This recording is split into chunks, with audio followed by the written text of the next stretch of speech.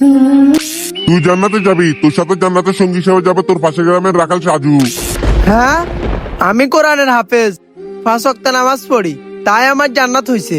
কিন্তু আমার পাশের গ্রামের সাজু না কোরআনের হাফেজ, না পড়ে নামাজ, তাহলেও কিভাবে আমার সাথে জান্নাতের সঙ্গী হইছে?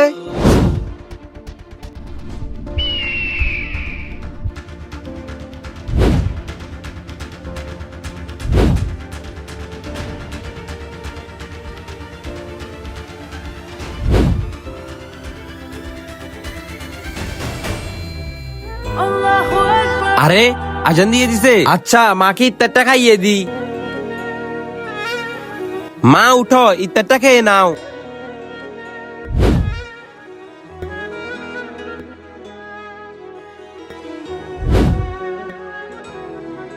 রাখো বাবা, আমার আর ক্ষুধা নেই। আমি দোয়া করি আল্লাহ যেন তোকে পাশের গ্রামের ইমামের সাথে জান্নাতি সঙ্গী হিসাবে কবুল করে। আরে আরে হাফেজ সাহেব, আপনি? যখন আমি আমার অসুস্থ মায়ের সেবা করি তখন উনি আমাকে দোয়া করে আমি যেন আপনার সঙ্গী হয়ে জান্নাতে যেতে পারি। আপনি হচ্ছেন কোরআনের হাফেজ আর আমি একজন রাখাল মানুষ। আমার মাও কি যে বলে। আরে তোমার মা ঠিক বলছে, তুমি আমার সাথে জান্নাতের সঙ্গী হবে। আরে হাফেজ সাহেব, এটা কিভাবে সম্ভব? আচ্ছা তাহলে শুনো। মায়ের পায়ের নিচে সন্তানের বেহেশত। মাকে ভালোবাসলে কমেন্টে বলি আই লাভ মা।